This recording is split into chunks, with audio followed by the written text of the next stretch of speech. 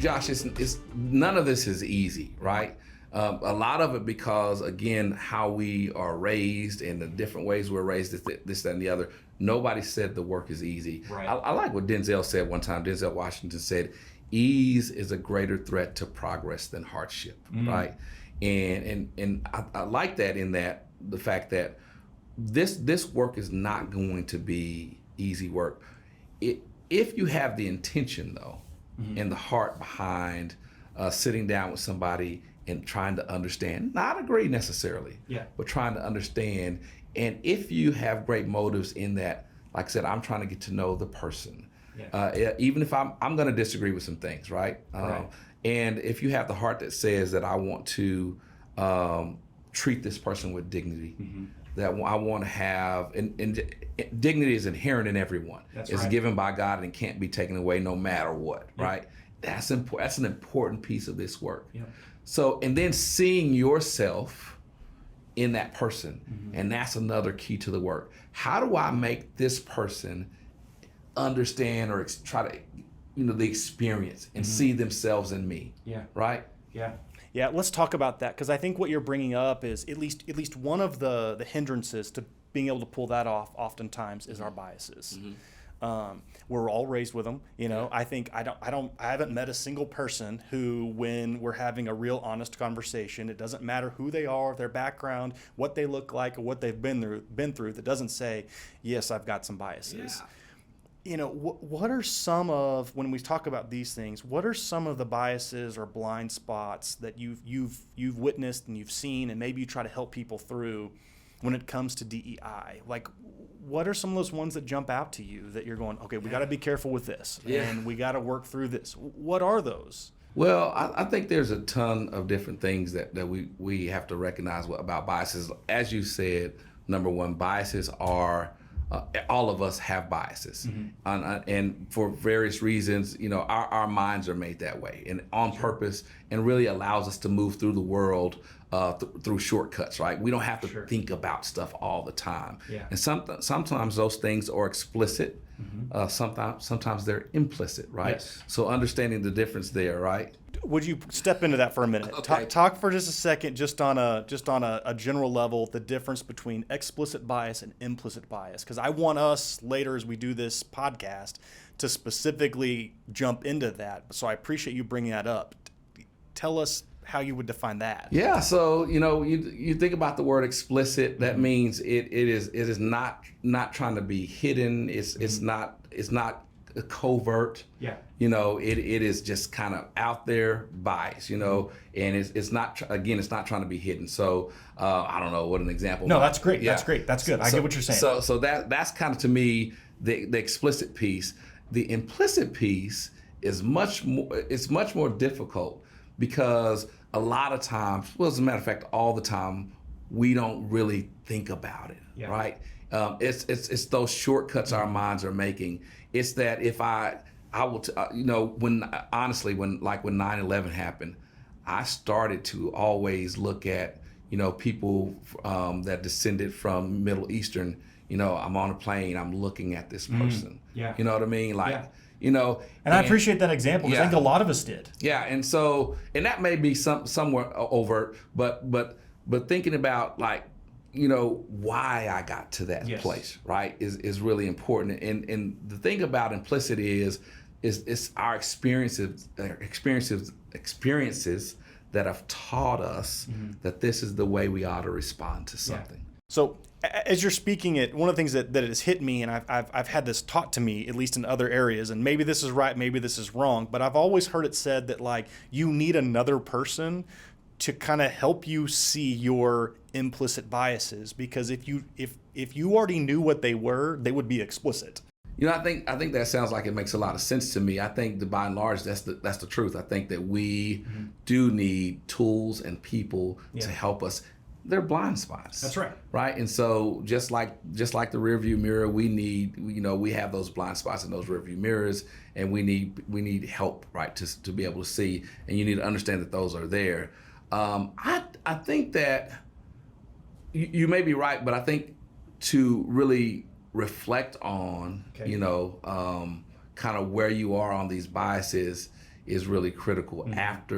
Through conversations, through people calling it out, you can start to reflect on yourself, right? Sure. And who I am and why those things manifest, right? Yeah. And so while I do think we need that rear view mirror, we need those look backs, that people help us do. I think that the real work begins when we start acknowledging those things ourselves as we reflect, right? And so, I need to acknowledge that I have these things, right? I didn't have man in my life per se, a dad, right? And so, kind of how I felt about even seeing even black men sometimes, right, was different. I had a certain thought about because I saw a lot of people that didn't have parents, a lot of people that didn't have a dad that was there, and so in my mind, because of that experience and because of what I saw, was a lot of, well, this is what black men do, right? When it comes to like being able to speak in a room full of white people and not being acknowledged in that room, I came to the understanding, well, this is just what white men do when you're in the room, and they'll invite you here, but they don't really acknowledge what you have to say or your presence. And so I do think that while it's important that through conversations, through tools like the implicit bias tool with Harvard, I don't know if you're familiar with that. Yes, it's wonderful. Those things, I learned so much. Like I was like, what?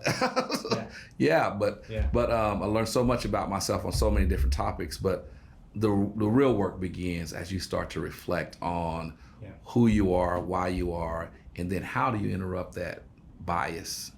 So let's talk about that hard work, because I think that's one of those things, and let me say first, I appreciate you being vulnerable and talking about the biases that you've had to walk through. As we talk about the hard work, what are some healthy ways for us to acknowledge and work through those biases to end up in a better place so we can be more gracious and charitable with people? Well, I think the first thing is to recognize that what we have when it comes to biases is normal.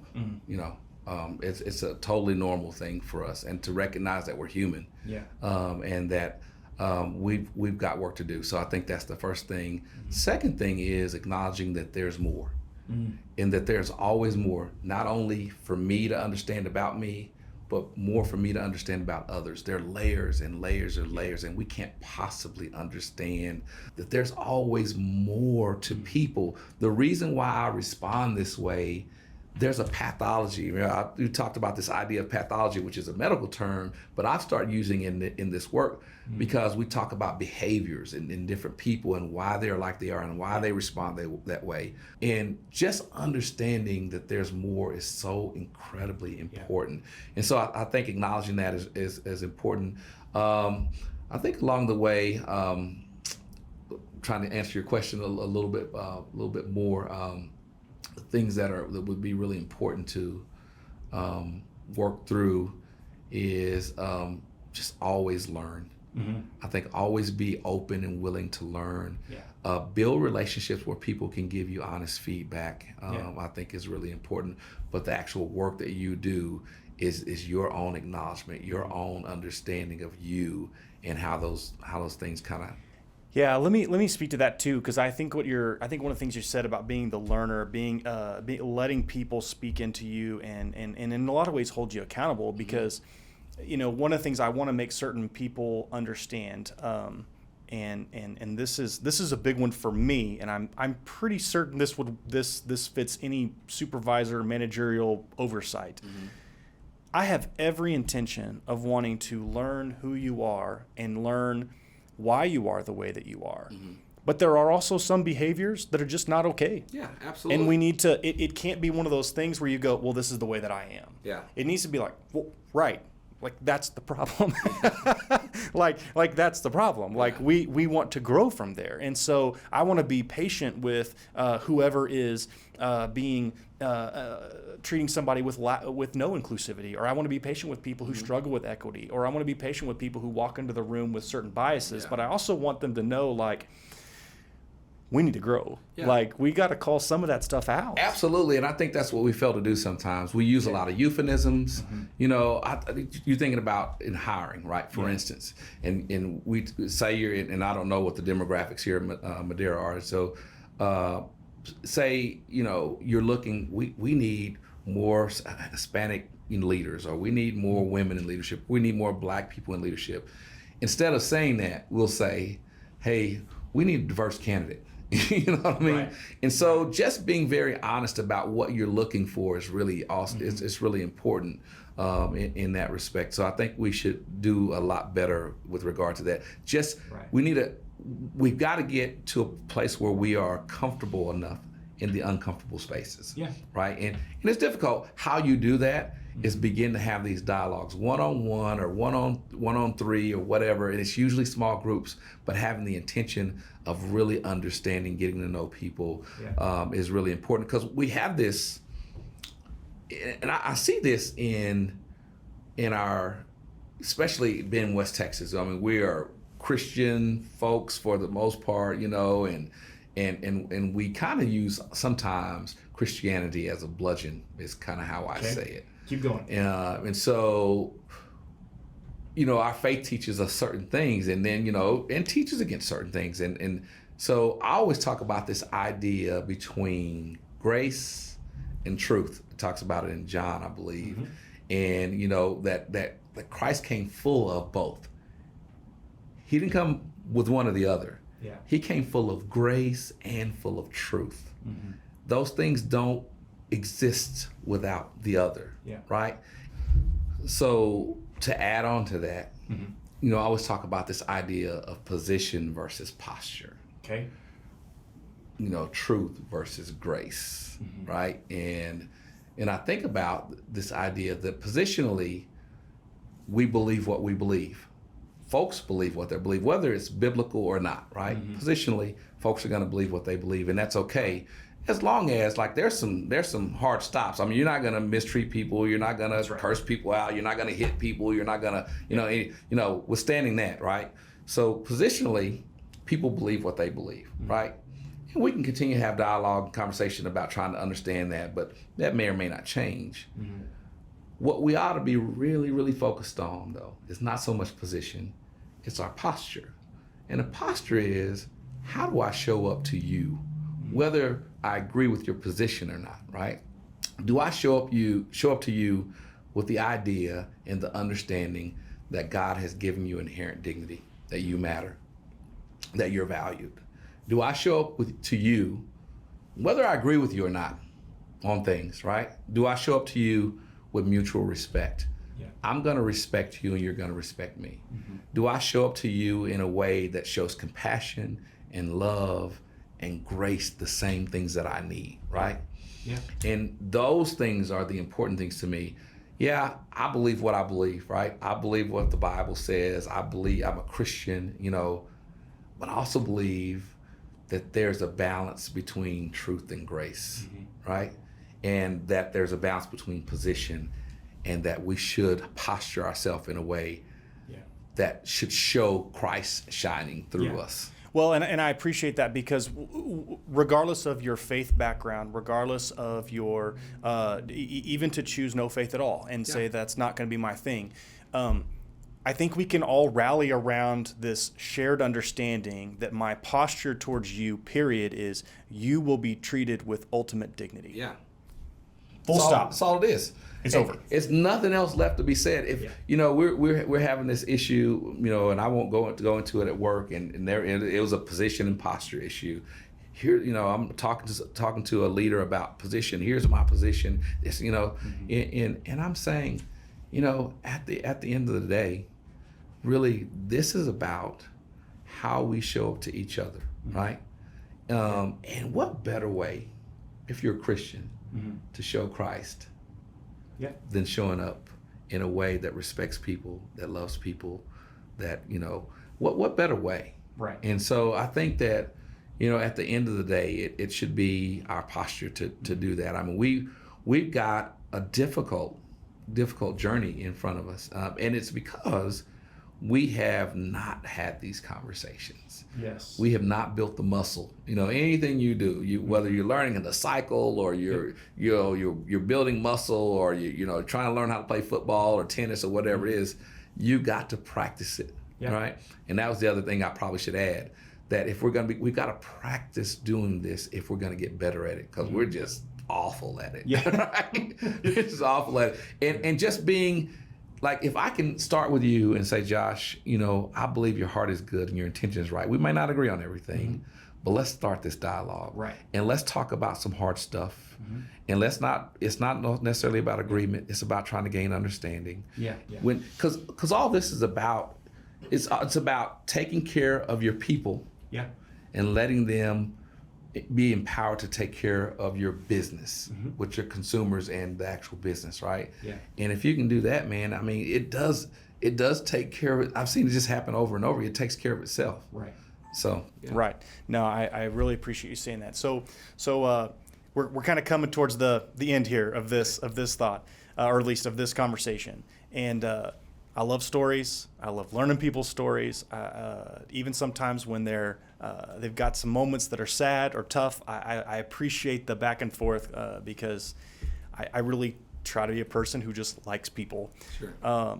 So I'd like to talk about yours for just a little bit, okay? Because you're a black man in West Texas.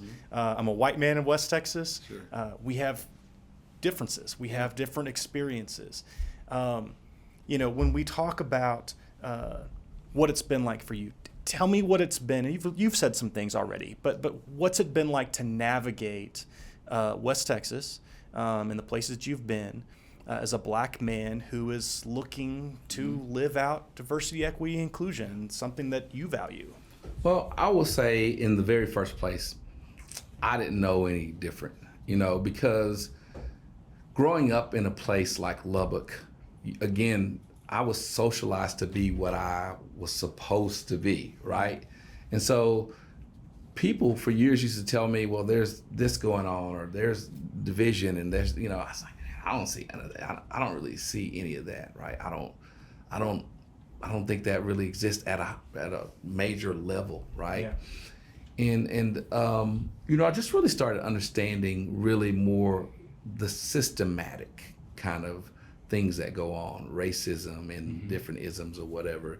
And the thing that I understood, because growing up as a kid, like I mentioned to you earlier, even though I grew up in East Lubbock, we had a very diverse group of kids going to Isles Elementary. Yeah. I mean, the people that came in that were bused over there were teachers' kids and doctors' kids and lawyers' kids. They were the white kids that came over. And, we just had great relationships. So I felt like that's how the rest of the world really operated, right? Yeah. And I remember even thinking, you're talking about a part of my story, just kind of these ahas, probably around 11 or 12 years old, when we were, 5th, 6th grade, and we were starting to be close enough friends with our white friends that we would go over across town to their homes. I'd always been to my black friends' homes, Yep. We all lived there, I remember being out in my great grandmother's house, in front of her yard, and I remember having this discussion with God, because I started going over my friend's house, and I was like, man, why do people have so much more? Why do white people have so much more, seemingly? Why? Why do they have better jobs? Why are all my teachers white? This is kind of when I started really thinking about why does it seem like, they have better homes, better situations, they've got food in the refrigerator, they got lights on, right? Yeah. Why is that? And I really started to think, maybe black people are not as smart. I started thinking maybe we're not as hard of workers. Maybe we are lazy, like people say all the time. And I realized years later that wasn't the truth, number one. Yeah. But what I realized was that there's so many things that tell us those things without telling us those things, right? When you see media, when you see what's portrayed on TV, I think about East Lubbock, I think about Estacado High School, and in the news, like constantly you see East Lubbock shooting or East Lubbock, but you don't really see this South Lubbock, whatever that happened, or this happened in West Lubbock. They don't really express it that same way. And so you start understanding that there are, and I don't think it's just I feel like it's just what the system is. I always liken it to a deck, right? That you go out on fishing, that you see kind of what you're standing on, but there's a lot that holds it up, right? And when I think about all these things, there's a lot that we don't recognize that holds up the isms.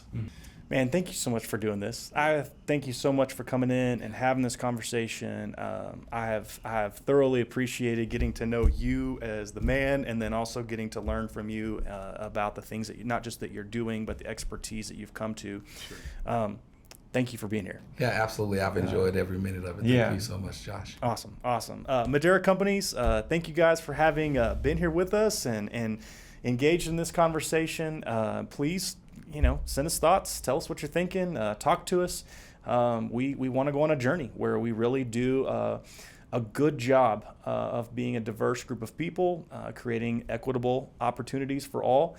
And giving people a place to not just be included, but find real belonging. And so, again, we'll have another one for you in the near future. Y'all have a good one.